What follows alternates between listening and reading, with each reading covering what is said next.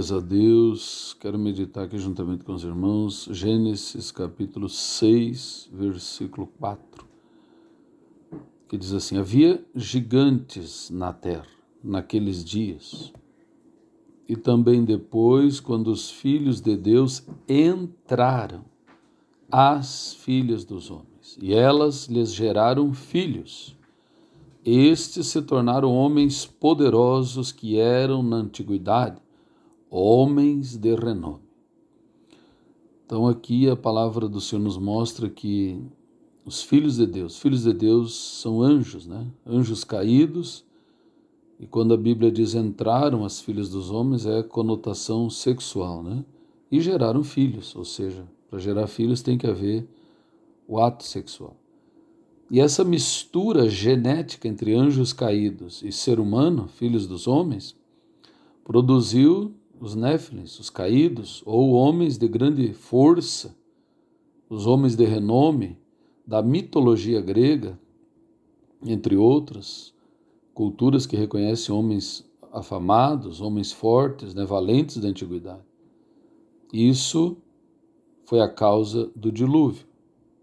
O próprio comentário aqui dessa Bíblia King James mostra que, né, que gigantes é Néfilim, e coloca essa como uma possibilidade, citando também Isaías 14:12, onde relata a queda de Satanás, ou seja, não seria algo novo, né? Mas a queda de anjos sobre a terra. O relato dos espias que foram espionar a terra de Canaã, aqui citado em Números 13:33, também é bem claro, né? E ali vimos os gigantes, os filhos de Anak, ou Anaquins, né? Que são descendentes de gigantes. Éramos aos nossos próprios olhos como gafanhotos, e assim éramos aos seus olhos. Também em 1 Crônicas, capítulo 20, verso 4, diz assim, né? Sucedeu depois disso que se ergueu ali guerra em Gezer, e com os filisteus, tempo no qual Sibecai, o Zatita, matou Sipai, que era um dos filhos dos gigantes, e eles foram subjugados. Houve guerra novamente contra os filisteus, e Elanã, o filho de Jair, matou Lami, o irmão de Golias, o geteu, de cuja lança a vara era como um eixo de tecelão. E mais uma vez houve guerra em Gate, onde estava um homem de grande estatura, cujos dedos das mãos e pés eram 24, 6 em cada mão, 6 em cada pé. E ele era também filho de gigantes. Então a Bíblia está repleta de textos que relatam essa alteração genética. Antes do dilúvio foi generalizada e levou à ocorrência do dilúvio, para preservar Noé como puramente humano, para que Jesus nascesse filho do homem. E se cumprisse a profecia de Gênesis 3,15, que o descendente da mulher pisaria na cabeça do descendente da serpente.